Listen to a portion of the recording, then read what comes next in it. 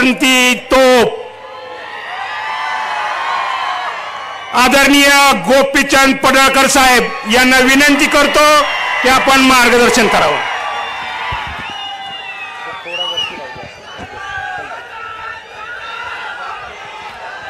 येळकोट येळकोट येळकोट येळकोट बिरोबाच्या नावानं खंडोबाच्या नावानं बाळूमामाच्या नावानं आज या ओबीसी आरक्षण लढ्यासाठी इतक्या मोठ्या संख्येने उपस्थित असणाऱ्या माझ्या सर्व ओबीसी बांधवांना मी सर्वप्रथम मानाचा जय मल्हार करतो. माननीय छगन भुजबळ साहेब यांच्या प्रमुख उपस्थितीत व्यासपीठावरील सर्व ओबीसी नेते आणि तुम्ही सर्वजण, आज निसर्गाची पण साथ आहे आपल्या ओबीसी मेळाव्याला, जरा शिरवाळ पडलंय बरोबर ना. इतक्या मोठ्या लाखोच्या संख्येने उपस्थित असणारा गावगाड्यामध्ये राहणारा माझा ओबीसी समाज, मित्रांनो, आज आपण इतक्या मोठ्या संख्येनं आपल्या आरक्षणाच्या लढ्यासाठी जमलोय. आपल्या ओबीसींचा आरक्षणाचा लढा एका वाक्यात सांगायचं म्हटलं तर कॅन्सर पेशंट अजून दवाखान्यामध्ये घ्यायचा आहे. 4th स्टेजचा कॅन्सरचा पेशंट अजून दवाखान्यात घ्यायचा आहे, त्याला बेड उपलब्ध व्हायचा आहे. तवर सर्दी खोकलावाला म्हणतोय माझं डायरेक्ट ऑपरेशन करा, मला ताबडतोब आतमध्ये घ्या. बरोबर का चूक आहे? आता दवाखान्यात कुणाला घ्यायचं हे सरकार नावाचा जो कंपाऊंडर आहे त्याच्या हातामध्ये हा सगळा खेळ आहे. कुणाला पहिला आतमध्ये घ्यायचं, कॅन्सरवाल्याला घ्यायचं का सर्दी खोकलावाल्याला घ्यायचं, हे आता सरकार नावाच्या कंपाऊंडरवरती अवलंबून आहे. पण आमचा डॉक्टर वरती 1,00,000% विश्वास आहे, कारण आमचा फिक्स डॉक्टर आहे डॉक्टर बाबासाहेब आंबेडकर. त्या डॉक्टरच्या दवाखान्यामध्ये योग्यच उपचार होणार, डॉक्टर बाबासाहेब आंबेडकर साहेबांच्या दरबारामध्ये योग्यच न्याय मिळणार. त्यामुळे चिंता करण्याची गरज नाही. मित्रांनो, आज डिसेंबरच्या महिन्यामध्ये 9 तारखेला आपली सभा आहे आणि डिसेंबर महिन्याचं एक महत्व आहे. डिसेंबर महिन्यातल्या 2 तारखा आपल्यासाठी महत्वपूर्ण आहेत. 1 तारीख आहे 3 डिसेंबर, सिंहासनाचा कुठलाही गंध नसणारा, सिंहासनाचा कोणताही संबंध नसणारा दासी पुत्र यशवंतराव होळकर स्वकर्तृत्वावरती चक्रवर्ती झाला. आणि दुसरी तारीख महत्वाची आहे 6 डिसेंबर, ज्या माणसानं आपल्याला माणूस म्हणून जगण्याचा अधिकार दिला, ज्यांच्या जीवनामध्ये अपमान सहन करावा लागला, त्या मानवानं धम्मचक्र प्रवर्तन केला. 2 चक्र महत्वाचे आहेत, एक चक्रवर्ती आणि धम्मचक्र प्रवर्तन. ही 2 चक्र या महाराष्ट्रातल्या आणि देशातल्या बहुजनांच्या आयुष्यामध्ये परिवर्तन करून गेली, बदल करून गेली, आपल्याला सामाजिक न्याय देऊन गेली. आणि म्हणून महाराजा यशवंतराव होळकर आणि डॉक्टर बाबासाहेब आंबेडकर ही 2 माणसं आपल्या आयुष्यामध्ये फार महत्वाची आहेत. मित्रांनो, आज ही नुसती सभा नाही आहे, हा आज नुसता मेळावा नाही आहे. अरे माननीय छगन भुजबळ साहेबांच्या नेतृत्वातलं हे सोशल इंजिनिअरिंग आहे. हे महाराष्ट्रातलं सगळ्यात मोठं सोशल इंजिनिअरिंग आहे. मित्रांनो, आज ही गावगाड्यातल्या पारधी समाजाला, भिल्ल समाजाला गावातला प्रस्थापित गुन्हेगारी नजरेनं बघतो, गावातला प्रस्थापित गुन्हेगारी नजरेनं बघतो. त्या पारधी समाजाला, त्या भिल्ल समाजाला, त्या दलित समाजाला बरोबर घेऊन महाराजा यशवंतराव होळकरांनी सैन्याची फौज तयार केली, त्यांना स्वाभिमान दिला, त्यांना अधिकार दिला. त्याच यशवंतराव होळकर यांच्या विचारानं प्रभावित होऊन या महाराष्ट्रामध्ये सर्वात मोठी सामाजिक चळवळ ज्यांनी उभा केली ते महात्मा ज्योतिराव फुले यांच्या चळवळीला धार होती मित्रांनो. महात्मा ज्योतिबा फुले यांच्या चळवळीला, सामाजिक चळवळीला धार होती. त्या चळवळीमध्ये प्रचंड राग होती, कारण त्यांच्यावरती यशवंतराव होळकरांचा प्रभाव होता. म्हणून महात्मा ज्योतिबा फुलेंनी त्यांच्या मुलाचं नाव यशवंतराव ठेवलं होतं मित्रांनो, यशवंतराव ठेवलं होतं. आणि महात्मा ज्योतिराव फुलेंचा प्रभाव हा डॉक्टर बाबासाहेब आंबेडकर साहेबांच्या वरती होता. महात्मा ज्योतिराव फुलेंची प्रेरणा घेऊन डॉक्टर बाबासाहेब आंबेडकरांनी त्यांच्या मुलाचं नाव यशवंत ठेवलं. म्हणून मी तुम्हाला सांगतो, होळकर, आंबेडकर आणि फुले या सगळ्यांना जोडणारा यशवंतराव हा आपला एक धागा आहे मित्रांनो.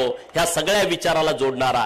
या देशात जेवढी आंदोलन झाली, या देशामध्ये जेवढ्या क्रांती झाल्या, त्या सगळ्या क्रांती होळकर, फुले, शाहू आणि आंबेडकर याच विचारावरती झाल्या. कारण या सगळ्या चळवळीचा DNA हा होळकर, फुले, शाहू आणि आंबेडकर होता मित्रांनो. आज महाराष्ट्रामध्ये सगळे ओबीसी एकत्र व्हायला लागलेत, एकजूट व्हायला लागलेत. याचं सगळं श्रेय माननीय छगन भुजबळ साहेबांना जातं. या वाघानं डरकाळी फोडली, या सिंहानं सिंहगर्जना केली आणि गावगाड्यातला पालामध्ये राहणारा पोरगा सुद्धा आता तरतरीत झाला. त्याला सुद्धा कळालं की आमचे हक्क, आमचे अधिकार आम्ही आता जतन करून ठेवले पाहिजे. म्हणून सगळ्यांनी जोरदार टाळ्या वाजवून छगन भुजबळ साहेबांचं अभिनंदन केलं पाहिजे मित्रांनो. जोरदार टाळ्या वाजवा.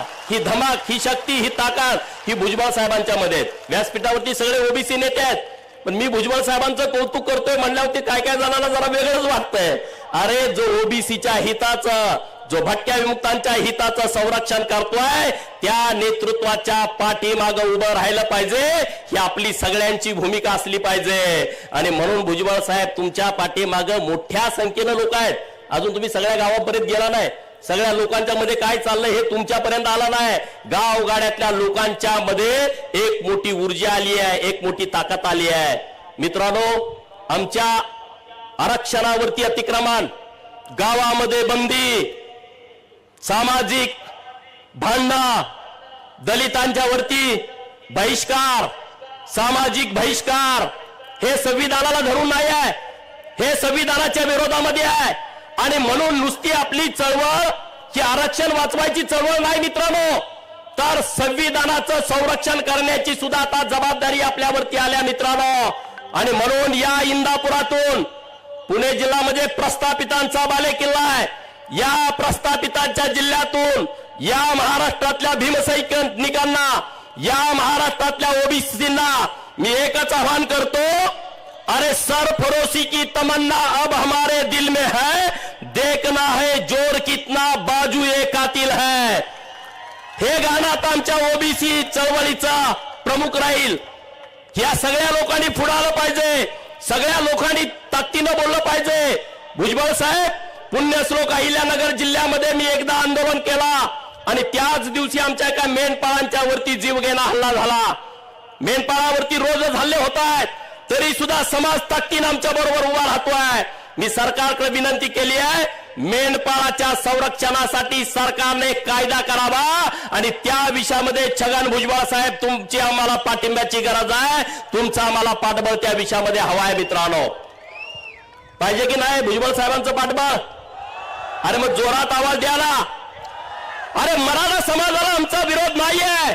भुजबळ साहेबांनी अनेक वेळा सभेत सांगितलं, सभागृहामध्ये सांगितलं की या महाराष्ट्रातल्या गरीब मराठा समाजाच्या आरक्षणाला कालही आमचा विरोध नव्हता, आजही आमचा विरोध नाही आणि उद्याही आमचा विरोध नसणार आहे. त्यांना त्यांचं सेपरेट आरक्षण देण्याला आमचा कुठलाच विरोध नाही. आणि मग ओबीसी तुमचा शत्रू कसा झाला? ओबीसी वरती तुम्ही कशासाठी आग पकड करताय? अरे जमिनी तुमच्या घेतल्या कुणी? त्या जमिनीमध्ये कारखाने उभा कुणी केले? त्यामध्ये सूतगिरण्या, त्यामध्ये बँका कुणी उभा केल्या? त्यामध्ये कॉलेज उभा कुणी केली? या महाराष्ट्रातल्या मराठा समाजाला नागवलं कुणी? त्या संस्थांमध्ये 50-50 लाख रुपये घेऊन गरीब मराठा समाजाच्या पोरांना तुम्ही भरती केलं. ते पैसे कुणी घेतलं? ओबीसीनी घेतलं. ते पैसे कुणी घेतलं? अरे तुमचा नेमका शत्रू कोण आहे तुम्ही ओळखा ना. अरे तुमचा सूर्याजी पिसाळ तुमचा कोण आहे ओळखा आणि मग त्याच्या मागे लागा. ओबीसीच्या नावानं तुम्ही काही करू नका. कोण आहे सूर्याजी पिसाळ? कोण आहे? अरे धनगराच्या आरक्षणाला कुणाचा विरोध आहे? ओबीसीच्या आरक्षणाला. अरे पहिल्यांदा तुम्ही म्हणला मराठवाड्यातल्या लोकांना दाखले चेक करा, झालं मराठवाड्यातलं चेक केलं. परत तुम्ही म्हणताय सगळ्या महाराष्ट्रातले दाखले चेक करा, आणि परत तुम्ही म्हणताय सरसकट सगळ्यांना कुणबीचे दाखले द्या. ही कुणाची भूमिका आहे? हे कोण डोक्यात घालताय? कोण डोक्यात घालताय? अरे म्हणून हे सगळे विषय तुम्ही समजावून घ्या, नीटपणे सगळे विषय समजावून घ्या. ओबीसीच्या हितासाठी आपण सगळ्यांनी एकत्रित यायचं आहे. ओबीसीच्या हिताच्या आडवा येईल त्याला आडवी करायची तयारी आपली सगळ्यांची असली पाहिजे. मित्रांनो, तुम्ही इथून पुढच्या काळामध्ये चिंता करू नका. आज महत्वाचे काही विषय आहेत, ते विषय मी तुमच्या समोर मांडतो. ओबीसीच्या 22-23 योजना रखडल्या होत्या. भुजबळ साहेबांनी जेव्हा अंबडमध्ये सभा घेतली त्या सभेचा इतका इफेक्ट झाला. मित्रांनो, मुख्यमंत्री महोदयांशी बोललो, त्याने एक अधिकारी त्या विषयावरती नेमलाय. काही ओबीसीच्या योजना मार्गी लागल्या, काही योजना मार्गी लागायचं बाकी आहे. ते भुजबळ साहेब निश्चितपणे बघतील. हे कशामुळे होत आहे? हे तुम्ही संघटित झाला, अंबडमध्ये सगळेजण एकत्रित आला, म्हणून आता हे सगळं सरकार सुद्धा तुमच्या बाजूने निर्णय घ्यायला तयार झालाय. मित्रांनो, अजून काही योजनांचे पैसे यायचे आहेत. भुजबळ साहेबांना मी विनंती करतोय, नागपूरच्या अधिवेशनामध्ये त्याही सगळ्या विषयाला न्याय मिळावा असा प्रयत्न आपल्या माध्यमातून निश्चितपणे झाला पाहिजे. ओबीसीच्या सगळ्या नेत्यांना माझी हात जोडून विनंती आहे, ही वज्रमुठ शैल्य करू नका. राजकारण, जात पात धर्म हे बाजूला ठेवा. सगळे ओबीसी नेते एक या आणि भुजबळ साहेबांच्या पाठीमागे ठामपणे उभं राहावा. एखादा नेता इकडं तिकडं गेला तर काही फरक नाही, पण मी हात जोडून विनंती करतोय की सगळे ताकदीने उभा राहावा. कारण आता गावगाड्यातला सगळा ओबीसी एक झालाय, गावगाड्यातली सगळी लोक एक झालेत. अरे अजून आम्हाला जाळायला स्मशानभूमी नाही. शीतल साठेने आता गाणं म्हटलं, सचिन माळेने. अरे अजून आम्हाला जाळायला स्मशानभूमीमध्ये आमचं प्रेत नेलं तर त्याला म्हणतात इथं जाळू नका, तुमची स्मशानभूमी तिकडं आहे. स्मशानभूमी कुठं? म्हणजे वड्यात तुम्हाला जाळा. आज कुणबी सरसकट दाखले द्यायचं चालू केलाय, ज्यांच्या नोंदी सापडल्या.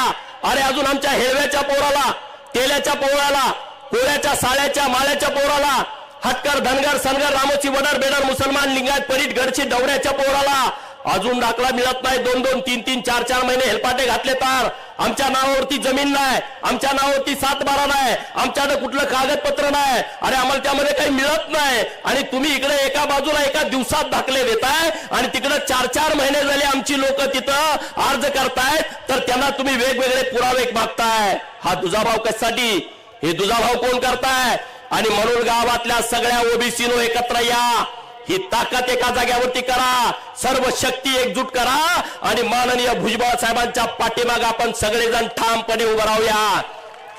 मी बघितलं अंबडची सभा झाल्यानंतर बरंच वातावरण महाराष्ट्रामध्ये झालं. भुजबळ साहेबांना असं करेन, भुजबळ काही नाही. भुजबळ साहेबांच्या डोक्याचा केस सुद्धा कोणी वाकडा करू शकत नाही. का करू शकतंय? दौलत नारायण इथं गर्जना केली, आता रामोशेंच्या वतीनं केली का नाही? ऐकली का नाही? रामोशावरती विश्वास ठेवला तर तो केसालाही धक्का लागू देत नाही. रामोशाचा विश्वासघात झाला तो टाळूला केसच ठेवत नाही. दौलत नारायण सांगितलं, मी महाराष्ट्रातल्या 5 कोटी धनगरांच्या वतीनं भुजबळ साहेबांच्या पाठीमागे आम्ही ठामपणे खंबीरपणे उभे आहोत, हा शब्द सगळ्यांच्या वतीनं देतो. चिंता करू नका. आता पाडापाडीची भाषा सुरू झाली का नाही? ह्याला पाडतो, त्याला पाडतो, अमक्याला पाडतो, तमक्याला पाडतो. अरे पाडापाडीच्या भाषेवरती मला हे सांगायचं आहे, हुकूमत तो वही करते हैं जिनका लोगों के दिलों पे राज होता है. हुकूमत तो वही करते हैं जिनका लोगों के दिलों पे राज होता है, वरना यूं तो मुर्गों के सर पर भी ताज होता है. आणि बरोबर ना? आणि त्यामुळे चिंता करू नका कसलीच. आणि एकजूट व्हा, एक ताकद व्हा. गावगाड्यातली सगळी एकत्रित लोक यायला लागले. सगळ्या लोकांनी आज भुजबळ साहेबांच्या पाठीमागे पाठबळ उभा केलाय. सगळे विसरून टाका. गावातल्या आता नाभिक समाजाच्या नेत्यांनी सांगितलं, अग्रिकोळी समाजाच्या नेत्यांनी सांगितलं, हे गावातले छोटे छोटे समाज आपण काय क्रांती करू शकतो बघा. अरे तुम्ही हिनवता गावात नाभिक समाजाची घरं किती, गुरव समाजाची घरं किती, लोहाराची सोनाराची सुताराची घरं किती, आम्हाला हिनवता. अरे आज तुम्ही गावात एक जर ओबीसीचा दाखला दिला कुणबीचा तर आमचं सरपंचाचं आरक्षण गेला. दुसरा दाखला द्यायची गरज नाही. एक पंचायत समिती गणामध्ये तुम्ही जर दाखला दिला तर आमचं ओबीसीचं पंचायत समितीचं आरक्षण गेलं. जिल्हा परिषद गणामध्ये एक दाखला गटामध्ये दिला तर आमचं झडपीचं आरक्षण गेलं ना.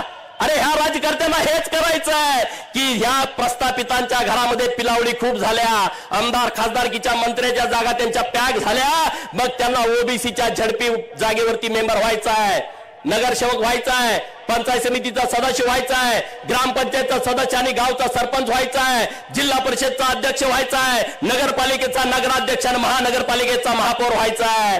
अरे तुम्ही 4-4 जरी सर्टिफिकेट दिली तर आमचं राजकीय आरक्षण गेलं, राहत नाही ते मित्रांनो. म्हणून तुम्ही जागा व्हा, एकत्रित व्हा, एकजूट करा. राजकारण हा नंतरचा विषय आहे. अरे आपण वाचलो तर पुढचं सगळं वाचेल. म्हणून महाराष्ट्रातल्या सगळ्या ओबीसीनं एकत्रित यावं, एकजूट व्हावं, एक ताकदीनं व्हावं आणि माननीय छगन भुजबळ साहेबांच्या पाठीमागं ठामपणे उभं राहावं. एवढीच मी विनंती तुम्हाला करतो. 11 तारखेला विधान भवन नागपूरला धनगर समाजाच्या आरक्षणाची अंमलबजावणी व्हावी म्हणून मोर्चा ठेवलाय. सगळ्या महाराष्ट्रातल्या धनगर समाजाला माझं आव्हान आहे, लाखोच्या संख्येने तिकडे या, घरात बसू नका. दारा काढत मेंढर चारा इकडं नाही, ते काम रोजच आहे आपल्याला. सगळेजण ताकदीनं या आणि परत एकदा तुम्हा सगळ्यांच्या समोर नतमस्तक होतो, तुम्हा सगळ्यांना सॅल्यूट करतो आणि एक शपथ सगळेजण घेऊया.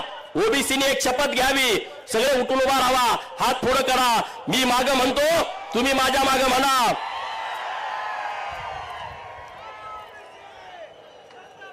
मी अशी शपथ घेतो की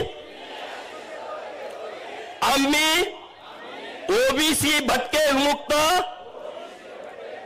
आदिवासी दलित लोक संविधान साक्षी ठेवून शपथ घेतो की उपेक्षितांच्या न्याय हक्कासाठी शेवटच्या श्वासापर्यंत संघर्ष करू. महाराष्ट्राला समता, समानता, बंधुतेच्या वाटेवर पुढे नेऊ. ओबीसी आरक्षण वाचवण्यासाठी, त्यांचे हक्क व अधिकारांचं संरक्षण करण्यासाठी नेहमी एकत्रित राहू. जय भीम, जय मल्हार, जय ज्योती, जय ओबीसी.